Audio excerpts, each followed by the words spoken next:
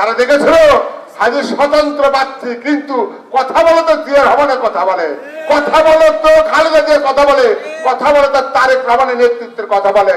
একে তো রেখা যাবে না।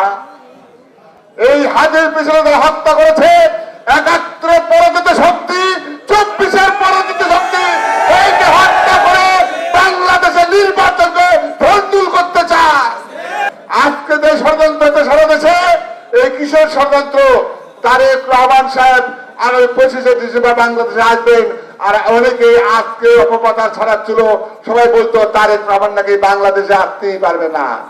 যেই তারেক রহমানের সাথে বাংলাদেশের তারিখিত্ব হয়েছে, বাংলাদেশের মধ্যে অস্থিতিশীল পরিস্থিতি করে মানুষের আবার ৭১ মতো এই সময় হত্যাকাণ্ড করা শুরু করে দিয়েছে তারা।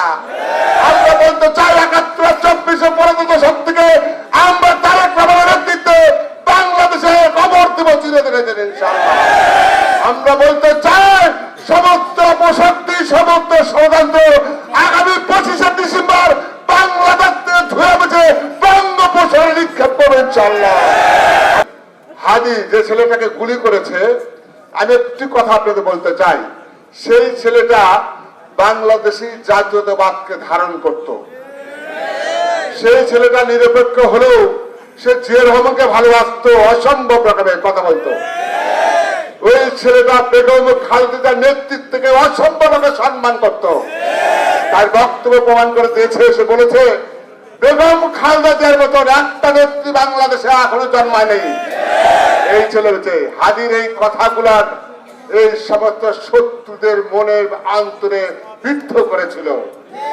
তারা দেখেছিল হাজি স্বতন্ত্র প্রার্থী, কিন্তু কথা বলে তো জিয়ার রহমানের কথা বলে, কথা বলে তো খালেদা জিয়ার কথা বলে, কথা বলে তো তারেক রহমানের নেতৃত্বের কথা বলে। একে তো রেখা যাবে না।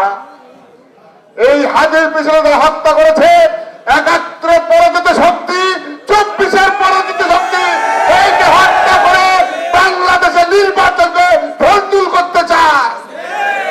আমাদেরকে আজকে রুখে দিতে হবে এই সমস্ত ষড়যন্ত্রকারীদেরকে। প্রিয় ভাইয়ের আমার, মনে রাখতে হবে আজকে যে ষড়যন্ত্র সারা দেশে, এই কিসের ষড়যন্ত্র? তারেক রহমান সাহেব আগামী ২৫শে ডিসেম্বর বাংলাদেশে আসবেন, আর অনেকে আজকে অপপ্রচার ছড়াচ্ছিল, সবাই বলতো তারেক রহমান নাকি বাংলাদেশে আসতেই পারবে না। যেই তারেক রহমানের সাথে বাংলাদেশের তারিখিত্ব হয়েছে, বাংলাদেশের মধ্যে অস্থিতিশীল পরিস্থিতি করে মানুষের আবার ৭১ মতো এই সময় হত্যাকাণ্ড করা শুরু করে দিয়েছে তারা। আমরা বলতে চাই ৭১ ২৪ পরাজিত শক্তিকে আমরা তারেক রহমানের নেতৃত্বে বাংলাদেশে কবর দেব চিরদিনের জন্য ইনশাআল্লাহ। আমরা বলতে চাই সমস্ত অপশক্তি, সমস্ত ষড়যন্ত্র আগামী ২৫শে ডিসেম্বর বাংলাদেশ থেকে ধুয়ে বেঁচে বঙ্গোপসাগরে নিক্ষেপ করবে ইনশাআল্লাহ।